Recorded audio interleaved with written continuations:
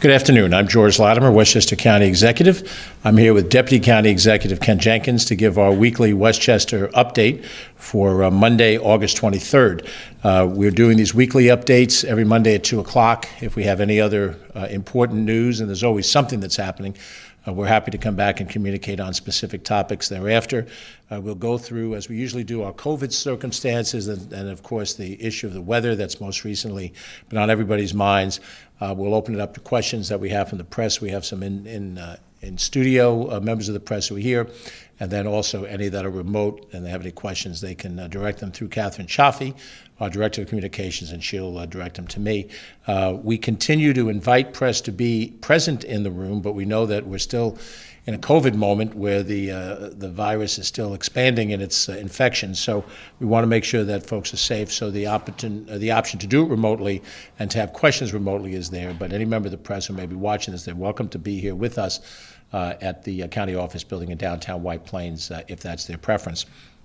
So as we usually do, we'll start out with the COVID numbers. We continue to see now in an extended period of time, for almost 2 months, a steady rise in the number of infections. This clearly is a Delta variant impact, and it has taken us from where we were at the end of the month of June with under 200 active cases to the numbers that we have as of yesterday, Sunday, August 22nd, where we had 2,793 active cases. So that's clearly a huge jump from where we were in June. At the end of June, there were many folks that thought we were pretty much out of the woods. We were heading into the summertime. Last year during the summer, we had a very low infection rate, but this year the Delta variant has worked its magic, and we have far more cases than we had expected to have at this point. And of course, we look ahead. We don't know exactly what the future brings. We will talk about back-to-school realities. We know that while we're still in the summertime today, within the space of the next month, the weather will start to get cooler. We'll start to head back indoors, and what that will mean about the communicability of the disease is yet to be determined. But where we stand now on total pandemic to date, 135,446 cases, 132,653 of those cases have been 2 weeks or more in duration, and that leaves us 2,793 active cases. That number is only 17 higher than the day before, but in general, we've been jumping up in the vicinity of about 100 active cases a day. Now, the peak that we had in January, just after the holidays and just the very beginning of the vaccination period, we reached 11,500 active cases. So we're still about 20% of what we were, slightly over 20% of what we were in January when we were at our 2021 peak. In 2020, in the beginning of the pandemic, we exceeded that number of about 12,000 active cases. So there's a steady increase, and we've seen nothing yet that has been a positive factor for us in terms of the spread of the infection. It seems to be such that nothing is slowing it down. It's not flattening out by its own merit. We all know we have social distancing. We have mask wearing. The degree of social distancing is inconsistent. The degree of mask wearing is inconsistent. Vaccination levels are high. We'll talk about those in a second. From the standpoint of the next level of severity, which is hospitalizations, we now have to report that we've seen a significant increase in hospitalizations.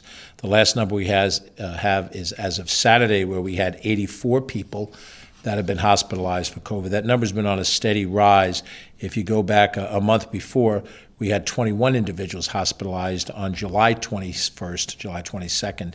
So we've seen a quadrupling in the number of hospitalization cases to go along with the increase in the number of active cases. For a while, the number of hospitalizations did not rise as fast as the infections did, but what we're seeing now is the more people that get infected, in absolute numbers, the more number of people, small percentage, probably about 3% or so, but a percentage of people are having the disease seriously enough to be hospitalized. We do not get statistics from the state that accurately portrays how many of those people are vaccinated or unvaccinated. We work off of general information that we've heard nationwide that give us a high percentage, between 80 to 90% of the cases of people that are hospitalized are unvaccinated individuals. I do not have Westchester numbers for that, but we do know that 84 people as of Saturday were hospitalized for COVID.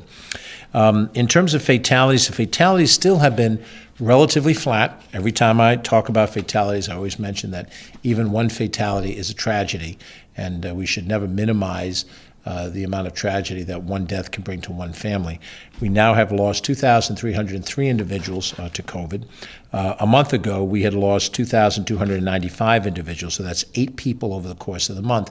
That's slightly higher than what we saw in the months before that, where we had 2 and 3 over the course of a month as we were in June and July leading to August.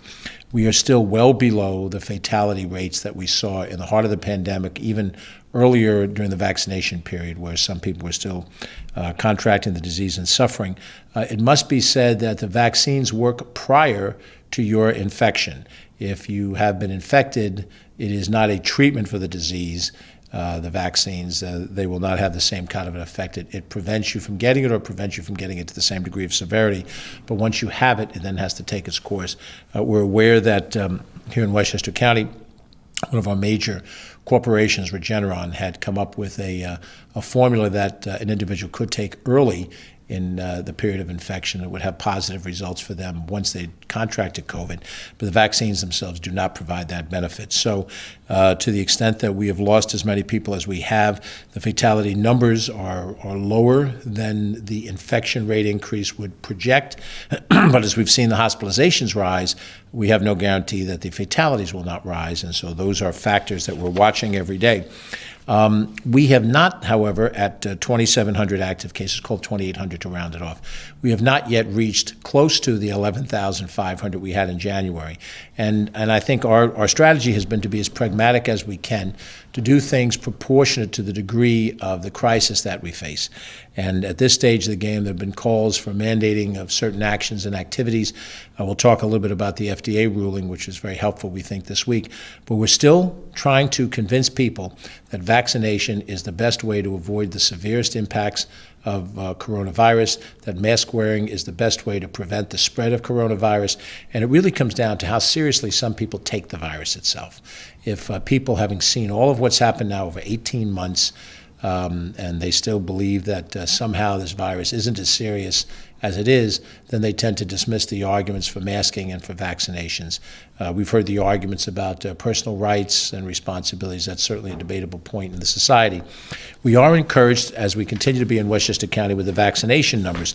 Now, I have to say that the New York State vaccination website works off of a percentage of vaccination based on the population that was assigned to Westchester County as a mid-decade estimate of population between the 2010 and the 2020 census. That number basis is 967,612 residents. On that basis, we broke the 80% level of vaccination, at least one dose for those 18 years of age and older, and that number has increased. It broke 80% a couple of weeks ago, now at 83%. However, if we want to be honest and use the now accurate number that we received from the census indicates that we have 1,004,457 individuals. That drops our percentage to 68% of all those that are vaccinated. Now, 68% is better than 2 to 1. We're approaching 70% out of this higher population. That's a significant number of people vaccinated, and the number of people that are unvaccinated is a significant minority of the population. But the size of that minority is still sufficient to spread the disease. And since the disease can affect people who are vaccinated as well, however smaller a percentage that is, we're still very much in the middle of this pandemic. We have not gotten to the point where we can claim victory. We hoped we could back in June. I recall last year the optimism we had late in the summer as the numbers continued to drop, and believing that this would have run its course, but it has not run its course yet. We are, however, encouraged that we have, in absolute numbers, 682,224 Westchester residents that have had at least one dose of vaccine, and 616,249 that have completed their vaccination series. And the difference between the two, the 66,000 individuals that have had one dose but not the second dose. We have high reliability that over the course of the next 3 to 4 weeks they will complete their series, and so that the total amount will be at least 682. That's the projection we've had before. Our rate of vaccinations have been dropping. As you can imagine, the strong demand that existed in the beginning, where we had low supply and tremendous demand, has now been replaced by having almost universal supply, but a diminishing amount of demand as we now reach people in that last cohort of individuals that are unvaccinated, the vaccine hesitant, and then the vaccine resistant. People who are hesitant and still, the door is still open in their minds about what might happen, and then those people who, for whatever reason, are completely resistant to taking the vaccine. I'm happy to report, and you've no doubt heard the report from the national news, that the FDA has given full approval to Pfizer's COVID-19 vaccine. It happened today. This is a major milestone that should lift public confidence in the shots. It takes away one of the arguments that have been made by people who have been resistant or hesitant to get the vaccine, saying, well, it's not FDA approved. Well, now the Pfizer is FDA approved. And for those who've had the Pfizer shot, that is a reinforcement for those who can get the Pfizer shot. We don't know where we are on the Moderna decision, I should say, or the Johnson & Johnson decision. We assume that that is in process, and we'll have announcements from the federal government whenever that happens. Over 200 million Pfizer doses have been administered in the United States and hundreds of millions of more worldwide since December. That's all very significant stuff. Now, there's been much discussion about third doses, in essence, a booster shot to go along with the 2-dose Pfizer or Moderna shot. The county health clinics in Yonkers, White Plains, and the state-run county center are now dispensing the third dose of COVID vaccine, which is different from the COVID booster. It is targeted for specific individuals who have a specific need for this third dose, and there is an opportunity to be able to do that. You have to be eligible on the list of immune-compromised conditions, and Westchester Medical Center requires a signed attestation at the time of vaccination. The state is recommending that you stay with whatever type of vaccination you originally received. So if you have 2 shots of, as I did, Moderna, then, and when it's time for you to take the third dose, make sure it's Moderna. If you had 2 doses of Pfizer, make sure that the third shot is Pfizer. And I assume the same is true for Johnson & Johnson. But the county center, which did close on Sunday because of the bad weather, is back open. There are both appointments and walk-in capacity at the county center facility, and we're hopeful that that will allow people to get their shots. We continue to have satellite locations for vaccinations, pop-ups as they're called in the vernacular. We have a recurring location at our health clinic in Yonkers, which is at 20 South Broadway, Monday today from 4 to 7, Thursdays from 4 to 7 this week, and then next Monday also from 4 to 7. Those are 3 opportunities that come before us in Yonkers. Mamaroneck High School has a pop-up tomorrow from 9 a.m. to 12 p.m. That's at Mamaroneck High School. That's at 1000 West Boston Post Road in the village and town of Mamaroneck. In Mount Vernon on Wednesday at New Life Baptist Church, 19 South 3rd Avenue. Pfizer shots will be administered Wednesday afternoon from 1 p.m. to 4 p.m. And the Meta Church at 95 North Broadway in Hastings will be available this coming Saturday from 12 to 4. So the Yonkers, Mamaroneck, Mount Vernon, and Hastings locations provide the ability to get vaccinated with the initial shots throughout these dates available. If you go on our website at westchestergov.com, you'll get a pretty good idea of where we are. But we are trying to make the vaccines, continue to make them available so that people who wish to take these shots can do it in as convenient a fashion as is possible. Now, we've been dealing with New York State schools, the back-to-school protocol. County governments do not have normally direct responsibility for school districts. They report directly to the state, as do many other entities. We've talked about hospitals and nursing homes and testing facilities and so forth. The state is the dominant government that charters counties, cities, towns, villages, school districts, and so forth. But we try to work as a partner with the 44 school districts across Westchester County. The state health department most recently determined that the decision of what to do about masking and vaccination were left to the local school districts. So Ken is going to go over a little bit about where we are right now with school developments, school testing, and then to the extent that we can, as much as we know at this stage of the game. We also are reminded that beginning tomorrow, the governor of the state of New York will be Governor Kathy Hochul. And as she takes on the reins of responsibility of the governorship, she will make some policy decisions. And so in many ways, we want to see what Governor Hochul will do as a directive that will affect how we operate. But in the meantime, the county's working with schools. Ken Jenkins will get you updated on that. Ken. Thanks, George. As the county executive said, working with the New York State Department of Health, there was $15.8 million, around to $16 million through the ELC Reopening Schools Award, which was supported through the American Rescue Plan Act of 2021. So $15.8 million worth of funding is going to be available to help reopening schools. This particular fund is going to help the Westchester County Health Department work with public and private K through 12 schools to establish screening, testing programs to support safe in-person learning throughout the 2021-2022 school year. Keeping in mind, again, that both the Pfizer and the Moderna vaccines are the only ones that, Pfizer is the only one that's authorized for children up to 12 years old. So someone under 12 years old has no options for vaccinations at all at this particular point in time. Hopefully that will change as well. But again, this fund is based on Westchester's share of the state's state students, along with the share of Westchester students who live in poverty. So the county is going to offer and has offered to the school district a uniform testing package to all the public K-12 schools in partnership with 3 testing vendors. We've also offered that to all of our public, our private K-12 schools as well. The overwhelming majority of our public schools and several private schools took advantage of that opportunity to go into this testing program. They opt into the county program. There's no cost to the district, the schools, or individuals for this testing. So once again, no cost to the district, the school district, the individuals for that particular testing.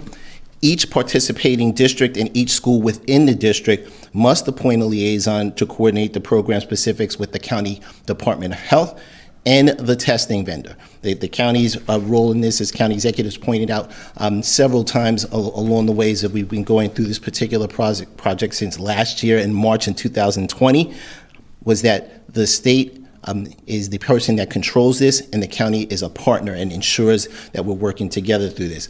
And again, in this case, we're paying for the testing vendors. The direct relationship is with the testing program and your individual school district. And once again, almost all of our systems have opted in from the from the private school side. We had a few individual schools that came in as well, but the overwhelming, almost over 95% of the school districts in Westchester County opted into this testing program, and we're working cooperatively with that particular school district, and we're moving forward to make sure that the testing is in place for school to open the first week of September. Thanks a lot, George. Thank you, Ken. And just to put an exclamation point on Ken's report, we're dealing in school districts that will be making their decisions as to how they open. They have some options given to them by the state, but the county intends to be a side-by-side partner in the implementation of those decisions. So whether it is vaccination, making that available for the students that are eligible for it, age 12 and older, if it's vaccinations available for teachers and members of the administration and other service staff, we will work with the school districts to help make that happen. And as Ken just pointed out, the testing module as well. It also applies to certain sub-issues such as school sports in the fall season, particularly football, basketball in the winter season, that are very considered high risk because of the close proximity by which athletes compete with each other, but at the same time, key sports in those schools that really define the athletic programs for these schools. So we're going to work closely with the school districts. We recognize that the state has given them the authority to act, and so our public health department will try to be good partners in executing whatever can be done. And then we'll see what, again, our new state leadership may yet direct for these actions. Shifting gears, we've just gone through Hurricane Henri that came through yesterday. We were in preparation for this over the last few days. You may have caught our press conference yesterday to lay out some different actions that we took, and of course what we did preemptively on Saturday to close certain parks and so forth. So now as we look forward to the conditions on Monday and what we expect coming forward, the weather report tells us that showers are likely throughout the course of the day. I witnessed this myself during the lunchtime hour as I was out of the White Plains and a couple of other communities, and at times it was sunny, and then very shortly after, torrential rain. Very much of the tropical kind of setting that you would get in a Florida or equatorial type of climate. So showers are likely to continue. Possible thunderstorm before 8 p.m. this evening. Chance of showers from 8 p.m. until the overnight hours is into the 2 a.m. And I think we recognize that the more rain that we have that still continues to come in, the more it compromises the already saturated situation that we dealt with from yesterday. The reality for us is that Hurricane Henri went further to the east. That was good news. We did not certainly take a direct hit, nor were we on the east side of the hurricane. I made this point yesterday. What little meteorology I've learned in the last couple of years as county executive, that the eye of the hurricane picks up in a counterclockwise fashion. It picks up wind on the east side of the eye of the hurricane, and it deposits water on the west side or the backside of the circular movement around the eye of the storm. Hurricane Isaias, which hit us in August, early August of last year, was to our west. The eye of the hurricane was to our west. Therefore, we got the wind side on the east, and even though it came through in a matter of a couple of hours only here in Westchester County, did tremendous damage to our power infrastructure. Lines were down, trees were down, and so forth, giving us a 4 or 5 day impact from the storm. Since the eye of the hurricane was to our east this time, we got the backside of the storm, which would be the rain and the flooding. And of course, those were profound actions. And we're continuing to be under a flood watch between now and 2 a.m. On Tuesday, based on the National Weather Service's circumstances. 2 a.m. on Tuesday would be 2 a.m. tonight, Monday into Tuesday. Now, we had a number of areas that are flooded, and of course, the first most general area of flooding is on our Parkway system.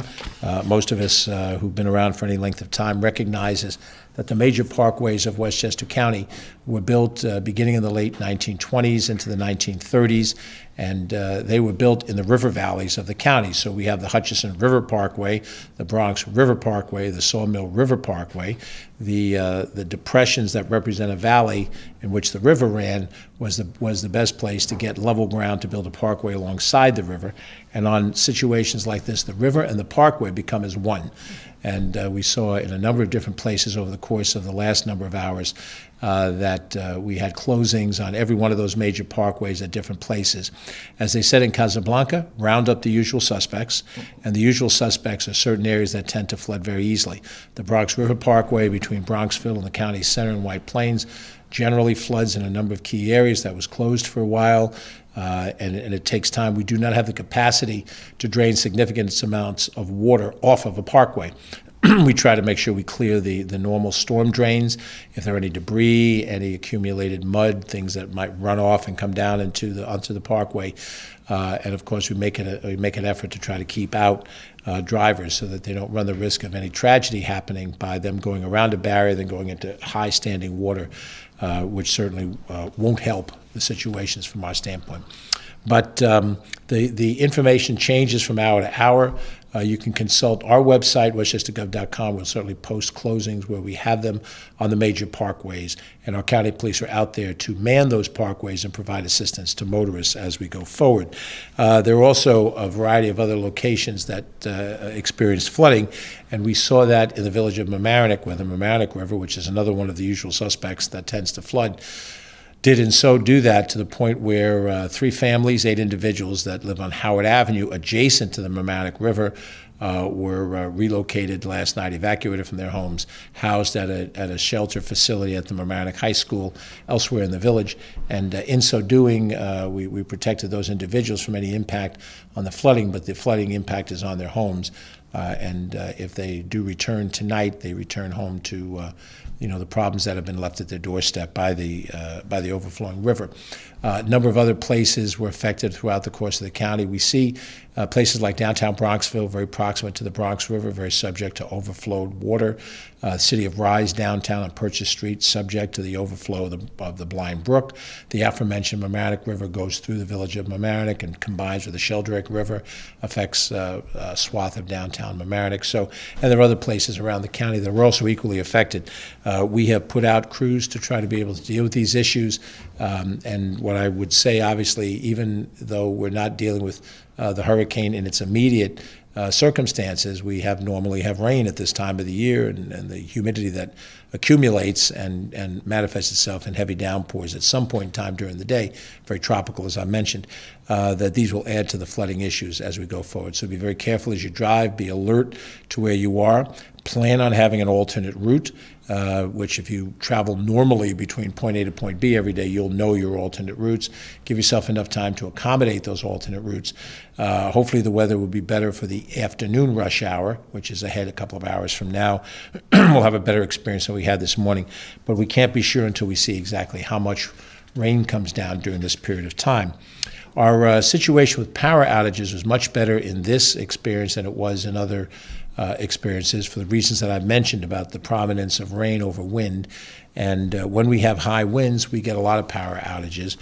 We have at the current reporting time 582 customers in the Con Ed service area that are without power, primarily centered around Hastings-on-Hudson, and in the NYSEG service area, which is the northern tier of Westchester County, about 10% of the northern communities, stretching from Pound Ridge all the way over to Cortland.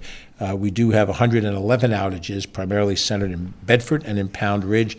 The expectation is all of these customers will be back online today. We hope that is the case. We also know that power lines may yet come down because of the saturation around mature trees.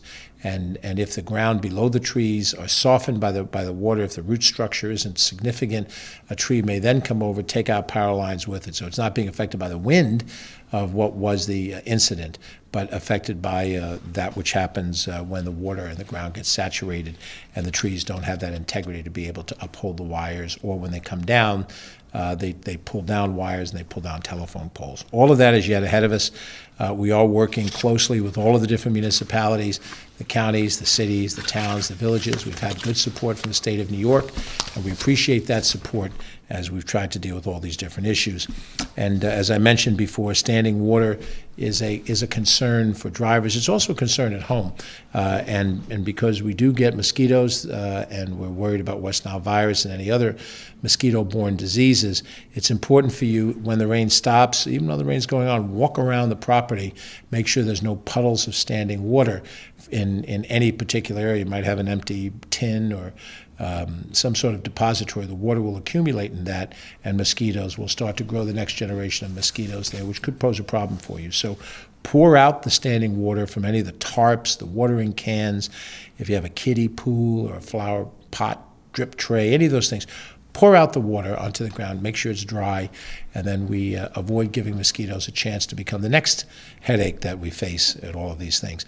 If you have large areas of standing water that's on public property, an open piece of land, and there appears to be a puddle that's created of some significant size, call our Department of Health, County Department of Health, at 813-5000.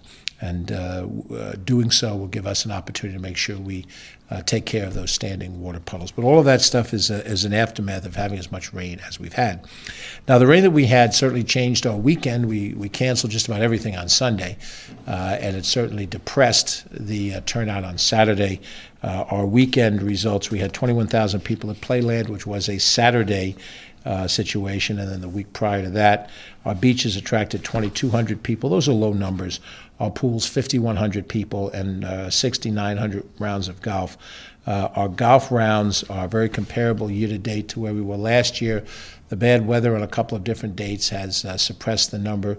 As far as pools and beaches are concerned, we have Glen Island back in our inventory this year, so that helps us with the beaches totals. But we're trying to make this recreation available, and it's almost coming to the end of the season.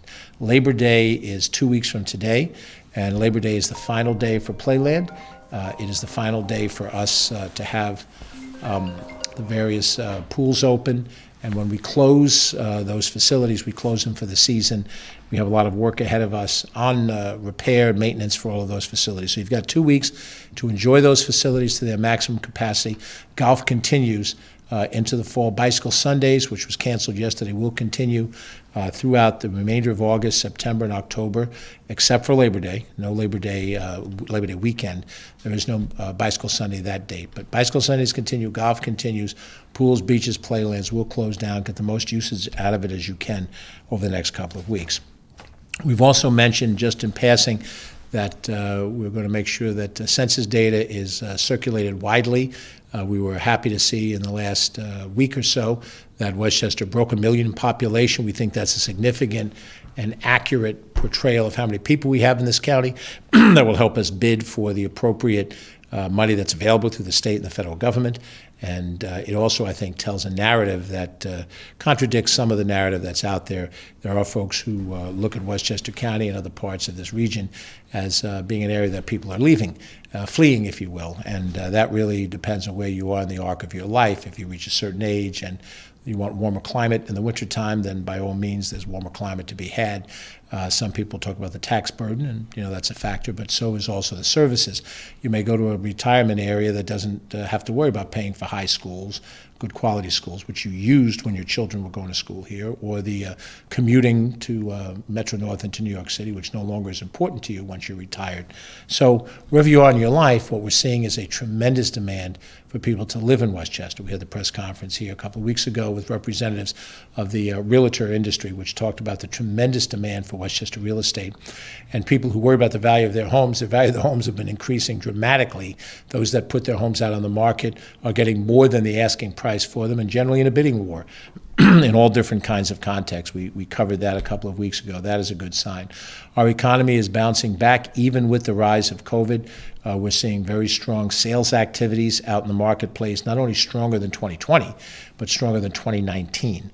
And that is a sign of economic vitality. Our unemployment rate has dropped from what happened in the peak period of time over COVID. And our crime statistics have dropped, and we covered that in a press conference a couple of weeks ago. And there are different narratives in different places. You might see what's happening in some other city somewhere else in the nation or even in the state, but those things are not happening here in Westchester County. Our crime numbers are down, and our economic numbers are up. Unemployment is down. The general picture is a good, stable picture for Westchester County. We're projecting to the marketplace a county that has handled its finances, has a great quality of life, and we're doing everything we can to deal with the problems that we face. And we're very encouraged that we see objective examples of that, not in our opinions, but in hard statistics that are coming out from the Census Bureau, from statewide criminal justice statistics, from economic numbers that come out of the federal government, all of which are giving us some hope that we're on the right track. And we've got more work to do. No one is satisfied with wherever we are. We can always do better. We are Americans. We have positive belief that our hard work can achieve greater results. But even at a time when we went through a hurricane, even at a time where we have the rise in COVID, even as a time of debatable instability where people have different points of view and act over the different points of view, we have much to be proud of in this county, and we certainly are working every day in concert with local governments, with the state government, with not-for-profit organizations, with businesses, religious institutions to try to help solve the problems that we have to the best of our ability and to project the best possible Westchester as we go forward. So let me check with Catherine Chaffee to see if there are any questions. Oh, first, in studio, we have Tony Aiello from WCBS. Thank you. When people talk to you about life in Westchester, is flooding on the Parkways just one of those things, just a fact of life in Westchester County? Well, I think what happens is that when these incidents happen, it is not a weekly incident. It happens a couple of times a year. They use a bad metric in judging flooding. I don't know why they use this metric. They talk about 50-year floods and 100-year floods, and I think it gives people the impression that a flood of a certain magnitude will only come once every 50 years. I think if we're up to me, we should move to the same level that we do. We talk about hurricanes, Category 1, Category 2, 3, Category 5, and then we judge flooding incidents as a Category 2 flood, a Category 3 flood. So the frequency isn't the issue. The issue is how much water comes down in what period of time and what the impacts are. As I've said, and as I know anybody who's covered Westchester, you live in Westchester, you know that the Parkway system, very different from the interstate highway system in Westchester County.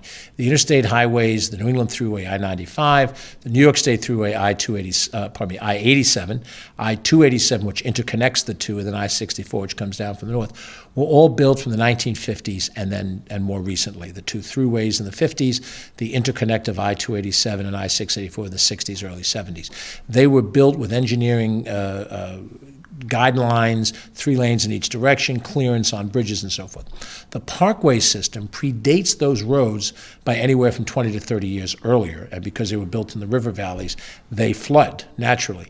And unfortunately, I think those of us who've lived here for any length of time understand that when the weather reaches a certain level of severity, that the Parkway will close in part, and if it becomes even more severe than that, then it will close more the entirety. And growing up here myself, I kind of know that the Bronx River Parkway floods on a regular basis, so I know use Central Avenue in Yonkers, use Route 22 from Eastchester and Scarsdale to get to White Plains. The engineering fix to try to eliminate that kind of flooding is so expensive as to be impossible to justify, given the fact that these incidents happen a couple of times a year. Obviously, the biggest concern is that when these parkways flood, that we close them down and make them impassable so that people don't suffer tragedy. There are at least 2 stories that I know. One involves one of the parkways, one involves a local road where individuals actually drowned inside a vehicle that got caught in standing water, and they couldn't, handle their maneuvering, and actually lost their life driving in a bad condition of rain. So as much as it seems impossible, and I myself had this situation yesterday. I reached some standing water as I was doing my rounds in the Sound Shore, and I didn't realize the grass of it, so I just wanted to turn and get around it, and in so doing, I saw how close I could have come to stalling out in the middle of it. So I think, Tony, the reality is that when I use the phrase, sort of tongue-in-cheek about round up the usual suspects, we can almost predict if we get a certain amount of rain where we're going to have to close. The East Lincoln Avenue corridor and the Hutch is always a problem. The low area along Bronxville under some of the roads that exist in that area, Pondfield Road and so forth, almost always a problem. And I would expect that will be the case going forward. But if we use prudence and if we don't have a 5 or 10 day rain experience, then it's manageable at some level of managing. When you look back at yesterday, there were some cars that got stuck, not many, and the county police report that there were no rescues. Sometimes when the water comes really quickly, right, they actually have to go out and rescue people from their cars. So on balance, are you pleased with how quickly the roadways were shut down yesterday, and would you characterize that as relatively few incidents? I would say relatively few incidents, and I think the county police responded very well. We had conversations dating back to the middle of the week when we knew that we could face this, and we had more pointed conversations on Friday, Saturday, and then even Sunday morning as the rain was falling, but not yet, fully engaged. And I think the county police department has great relationships with the local police departments, particularly along those corridors, along the Parkway corridors. So I think we were as prepared as we could be. The speed with which the rain came down and ponded up can catch anybody by surprise.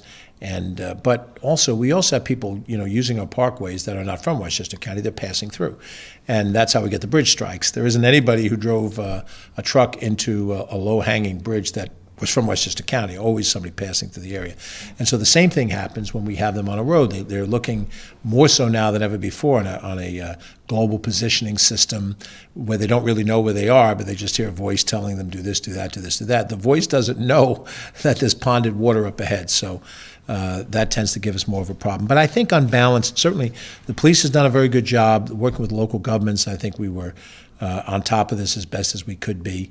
Nothing's perfect, and there are lessons that we will learn from yesterday when we do the recap once this is fully over. I'm sure there are going to be some things that will make us do the job better the next time. But I thought that the police responded well. I think in general we communicated well with the local governments, and there weren't any major glitches. But it doesn't mean it won't happen the next time. We have to always be diligent in our preparation. We'll open it up to any other questions that we may have. We have one question, which is the final question also, unless Tony has more, from Samantha Crawford at News 12. She asks, New York City is now requiring all teachers to be vaccinated.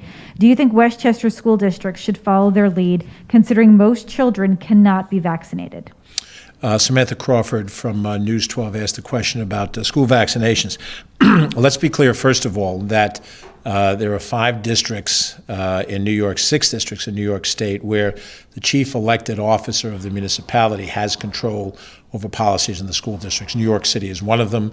Yonkers, Buffalo, Rochester, Albany are the other ones. Syracuse are the other ones. The county government does not have authority over the school districts, so what I express is only an opinion, but I cannot, with the force of authority, make it happen. I think we're at a point now where it's pretty clear that everybody should be vaccinated. And I understand that there's vaccine hesitancy and vaccine resistance, but I am unpersuaded by the arguments of individuals that assert, when we're seeing the communicable nature of this disease, that anything short of vaccination would not protect us properly. However, I am not prepared yet to advocate for mandating that. I am still in the mode, we're working on this within our county workforce, the workforce that we do have responsibility for, to try to present the facts in small groups of people, address concerns, try to address those concerns honestly and openly, to listen to what the frustrations are, and to try to deal with those legitimate concerns. And then out of that, convince, if you want to use that word, more people to be vaccinated. Mandating things is the last tool. When you force people to do things against the will, there's resentment and there's all kinds of problems. But we're reaching the point in the society now where the vast majority of us are vaccinated, and that portion that are unvaccinated, that willfully do not want to vaccinate, they are putting the rest of us at some health risk. And at what point do the majority, if we're at 80% or whatever, the actual number's a little lower than that now, 70%, but at what point do the needs and the interests of the 70% of the people become the dominant, most important factor to consider? We are reaching that point, but we haven't reached it yet. The infection rate at 2,800 cases is still well below the 11,000 number. I'm hoping that we're going to see a leveling out, sort of the natural process that we saw last year, where we flattened the curve. Remember that phrase, flatten the curve? We had flattened the curve last year, and we didn't have a vaccination at that point to do it. Social distancing and masking did. One of the things that does concern me, and again, without the ability to impose it outside of the county government, is the dual opposition to vaccinations and masking. Now, if someone says, I don't want to be vaccinated, but I understand this is a communicable disease, so I'm going to wear the mask, that's one point of view. If somebody says the mask I don't like, but I'll get vaccinated, I'll put myself out of harm's way, that's a second response. But the people who hold both anti-mask and anti-vax positions, to me, appear to be doing this as a matter of principle, a matter of ideology, not as a matter of practical science. To hold out against both of those two things at the same time is to basically say, I don't believe this is a serious issue. I don't. I don't believe that my rights should be infringed in order to stop the communicability of a disease that has cost hundreds of thousands of American lives and 2,300 Westchester lives. And I find that an unpersuasive argument. However, I do believe at this stage of the game we are operating on the basis of trying to convince that last cohort of people that it is in the general interests of your neighbors, the general interest of your coworkers to be vaccinated. If you are a teacher in a school, the majority of teachers are vaccinated. A minority of teachers are not vaccinated. But the sensible nature of it is you should be in school to teach. The children are not getting proper education in a remote learning situation or in a hybrid situation. The best possible structure is in class. To allow them to be in class requires vaccination of all the adults and, logically, masking of the children. Now you might say, unmask our children, that's the right philosophy. But the disease is communicated without masks. It's communicated without masks. How many stories of tragedies do we have to hear? And I hear it, person totally anti-mask, don't believe in it, and then contract COVID and they die. A person gets on the radio says, I don't believe this is infringing my rights. And the next thing you know, he's near death's door in COVID, and he recants those positions. He says, I didn't understand how terrible it is. And if they survive, that would be good. But if they don't survive, and dying of COVID is a horrible way to die. If you haven't seen somebody lose the ability to breathe, it is a terrible way to die.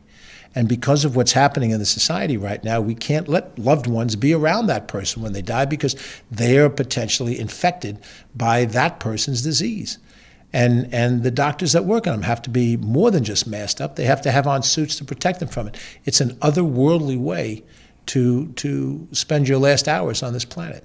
So for the life of me, as I think this through, I do not understand why people insist on unmasking and unvaccinating. I am vaccinated, I wear a mask. I don't like to wear the mask.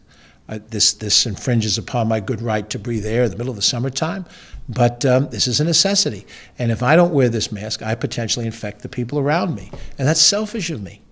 I don't care what your ideology is. I've heard people, who hold sort of a very conservative ideology now. Sean Hannity on Fox News saying get vaccinated. Laura Ingraham is vaccinated. Donald Trump at a rally in Alabama just said, I got vaccinated, you should get vaccinated. He was booed, but it doesn't matter. This is a person who is, the archetype for some people in terms of their political philosophy, and he's saying get vaccinated. So I don't know what it takes. We have a free country, but being irresponsible is not using your freedom. At this point, as I said, for schools, I don't have the direct authority to do that. Local school districts are making decisions now. I credit the school boards and the school superintendents that have to deal with this. Every district is a little bit different and how they apply it. Our mission is to help them do what they want. If they're in a position where they need more of their teachers vaccinated, we will provide that vaccination product. Ken already outlined how we hope to handle the testing protocol. Governor Hochul will be governor within the space of a few hours, and we want to see what policies she will promulgate as the governor of the state. It's her prerogative to take certain positions, and it makes logical sense to have a policy that's statewide and not just localized. So we've hesitated as one county because you don't need a Westchester policy and then there's a different policy in Rockland, then there's a third policy in Putnam, and then the city has a fourth policy. It makes greater sense if there's consistency.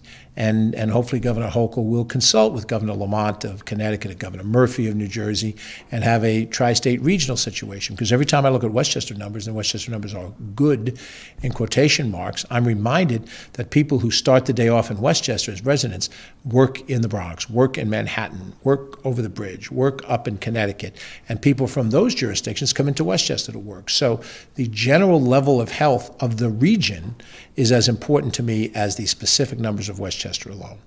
But as I said, the specific answer to Samantha Crawford's question is the county does not have the authority to impose that mask. It does appear to me now that we've reached a point, particularly with the FDA approval, that masking when you're in contact with other people is an essential way to stop the spread of this disease. If you do not mask, you will spread the disease. And if you're not vaccinated, while you might still get the disease if you're vaccinated, the likelihood of you getting the disease to become seriously sick and to die is minimal. And it's important to understand, once you get the disease, it's too late to worry about it. You don't get to go backwards and say, I should have masked myself. I should have vaccinated myself.